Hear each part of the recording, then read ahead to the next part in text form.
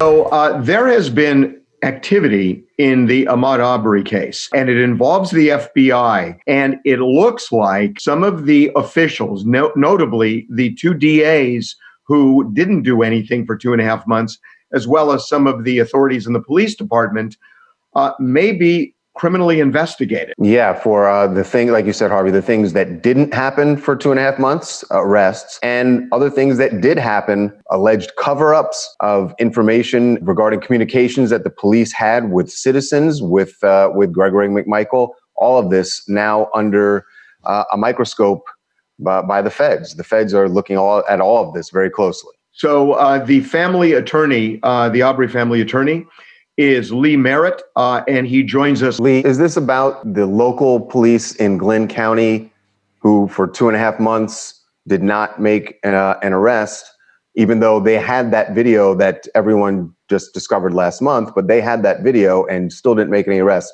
Is that who the U.S. attorney is looking at? That's exactly it. So this gets into really what Ben and Crump and I do. And actually in that meeting, they sort of said, hey, we really respect what you all do, because now the U.S. attorney's office, those are civil rights attorneys. They're less concerned about the actions of individuals, although they're concerned about that from a hate crime standpoint. They're more concerned about the system that facilitated it happening.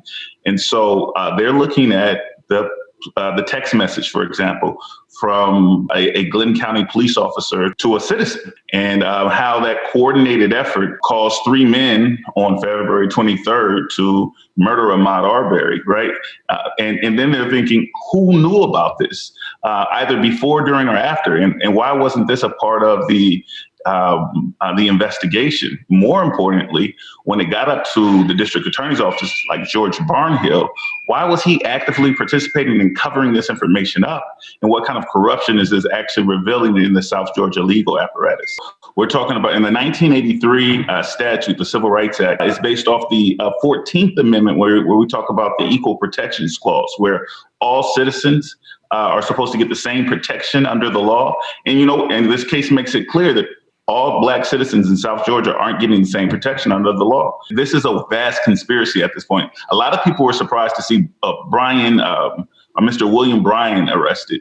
What that arrest told us, and the FBI was involved in that arrest itself, was that they're spreading the net here. They said they don't anticipate, the GBI doesn't anticipate making any additional arrests, but that the FBI very, very well may. So, Lee, you're saying the FBI were behind the arrest of William Bryan? That's correct. They were directly involved in that. In fact, we met with them the day before Mr. Bryan was arrested. Were they clear to you that these are criminal investigations against these officials, these civil rights violations? Yeah, well, yeah, they were clear that they're both criminal and civil. So we're looking both at the state entities, but you also have to go after the state actors as well, civilly and criminally. Yes.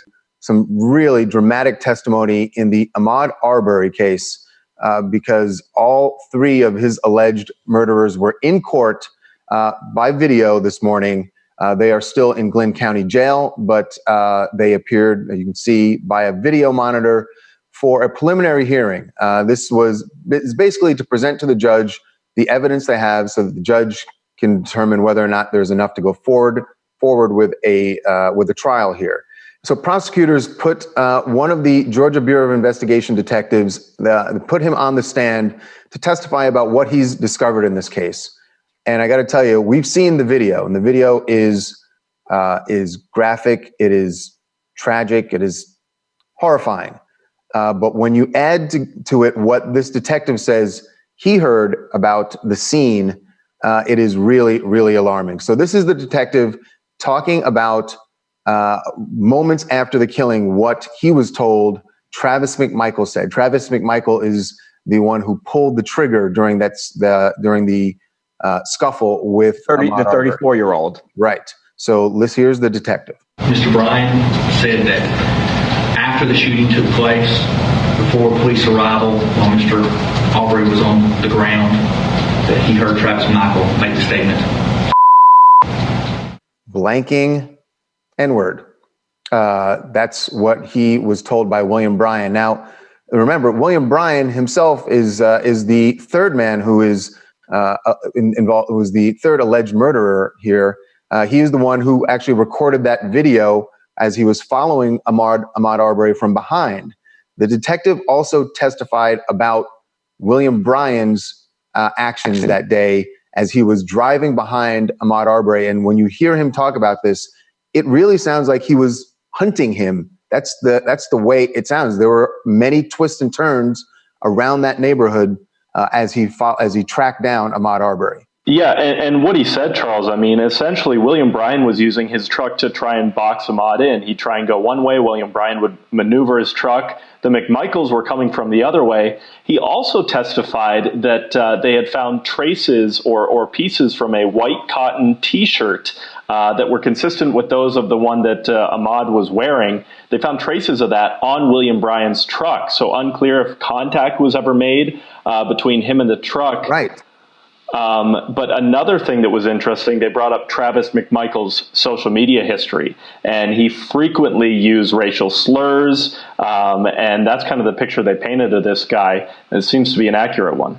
Yeah, and you know, Brad, you're right, Mike. It's like everyone thought that, and now you have the detective on the stand making it pretty clear. I mean, it's clear cut that that's what this was about.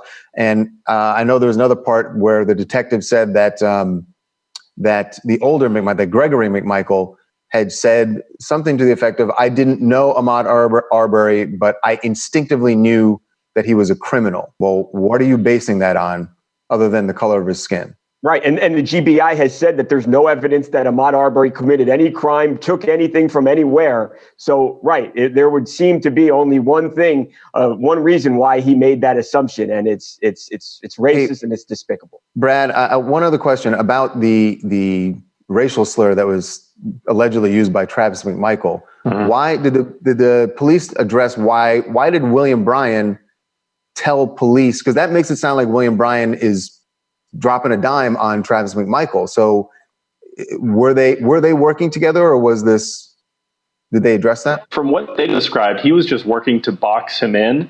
And look, he's charged with the same crime they are. Maybe this is him, like you said, dropping a dime, saying, hey, this guy said this. This guy clearly had hate. I was just trying to keep him for the police. But he's definitely seems like he's trying to separate himself. Wow. Yeah. I mean, that sounds like,